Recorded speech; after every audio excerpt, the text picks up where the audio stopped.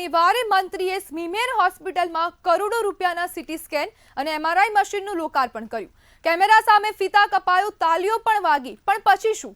રવિવારે દાદર પરથી પડી ગયેલા યુવકને માથામાં ઈજા થતા બેભાન હાલતમાં સ્મીમેર લવાયો હતો.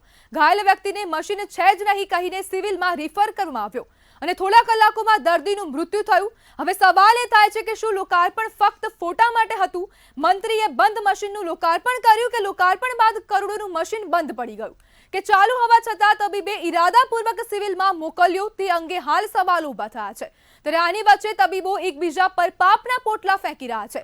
સ્મીમેર સુપ્રિન્ટેન્ડન્ટે કહ્યું કે મશીન ચાલુ જ છે, સિવિલમાં કેમ રિફર કર્યું તેની તપાસ કરી પગલાં ભરાશે. જ્યારે ડોક્ટર રાજેશ ચંદનાનીએ કહ્યું કે હું ઓથોરાઇઝડ નથી. આરએમઓમાંથી કહેવામાં આવ્યું હતું કે રિફર કરો, તે બાદ રિફર કરાયો હતો. જોકે મશીન બાબતે સ્પષ્ટતા કરી નથી. હવે તબીબો ઇસકા ટોપલા ઇસકે સર રમી રહ્યા છે. હવે આમાં જવાબદાર કોણ, કોની પર પગલાં લેવા જોઈએ? જો મશીન ચાલુ હતું તો ડોક્ટરે મશીન ન હોવાનો ઉલ્લેખ શા માટે કર્યો? ત્યારે આ મામલે હવે સમગ્ર મામલે હવે વધુ સવાલો ઊભા થઈ રહ્યા છે કે હવે એમઆરઆઈ મશીન છે, સીટી સ્કેન મશીન છે, તો પણ ડોક્ટરો દ્વારા, તબીબો દ્વારા કેમ એવું કહેવામાં આવ્યું કે મશીન અહીંયા છે નહીં? ત્યારે મશીન બંધ છે તેવું પણ ડોક્ટર દ્વારા કહેવામાં આવ્યું છે. ને જે તબીબો છે તે એકબીજા પર પાપના પોટલા નાખી રહ્યા છે. સીટી સ્કેન મશીનના લોકાર્પણના બીજા જ દિવસે આ બંધ થયું છે. તો દર્દીને સિવિલમાંથી મોકલી અપાતા મોત થયું છે. સ્મીમેરમાંથી તેમને સિવિલમાં રેફરલ કરાયા હતા અને તે બાદ તેમનું મોત થયું છે. જેમને ત્યાંથી પ્રાથમિક સારવાર પણ મળી નથી અને સુપ્રિન્ટેન્ડન્ટનું કહેવું છે કે દર્દીને રિફર કરવાની જ જરૂર ન હતી. આ મશીનની માથાકૂટ જોવા મળી રહી છે અને માત્ર શનિવારે હવે મંત્રીએ તેનું જે લોકાર્પણ કર્યું મશીનનું અને તેના બીજા જ દિવસે મશીન બંધ થઈ ગયું. સવાલ એ થાય છે કે જે મશીનનું લોકાર્પણ કરવામાં આવ્યું તે માત્ર ખાલી ફોટા માટે હતું, વિડીયો માટે હતું કે ખાલી પબ્લિસિટી સ્ટન્ટ હતું? સ્મીમેરમાં કરોડો રૂપિયાના સીટી સ્કેન મશીનનું લોકાર્પણ કરવામાં આવ્યું હતું. જે બાદ રવિવારે આ સમગ્ર મામલો સામે આવ્યો. કરોડોનું મશીન બંધ પડી ગયું છે અને અનેક સવાલો હવે સીધા તંત્રને થઈ રહ્યા છે કે આ કરોડો રૂપિયાનું મશીન એક જ દિવસમાં બંધ કેવી રીતના થયું? લોકાર્પણ ફક્ત ખાલી ફોટા માટે હતું અને જે જનતા છે તેમને ભ્રમિત કરવા માટે હતું. સીધા સવાલો હવે તંત્રને છે ને ડોક્ટરે મશીન ન હોવાનો ઉલ્લેખ શા માટે કર્યો ને ક્યારે આ ડોક્ટર સામે કાર્યવાહી થશે, ક્યારે તેની સામે કાયદાકીય પગલાં લેવામાં આવશે? જવાબદાર તબીબ કોણ છે તેની સામે હવે ક્યારે પગલાં લેવામાં આવશે?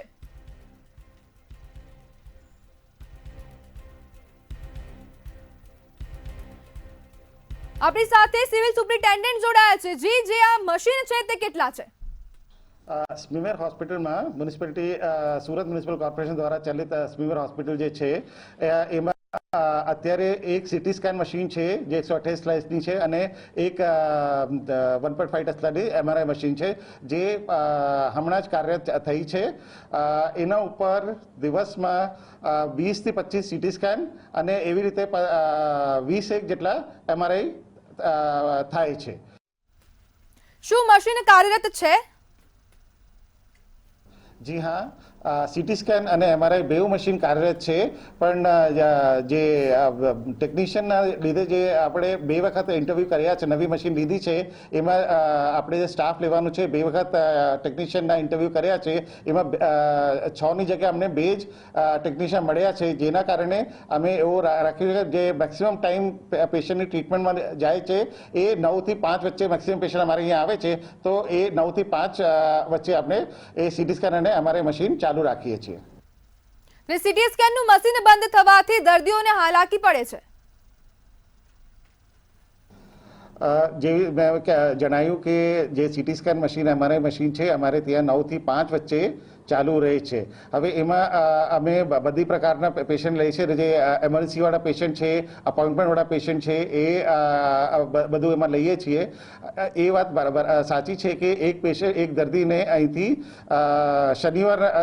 શનિવારે એનું લોકાર્પણ થયું હતું.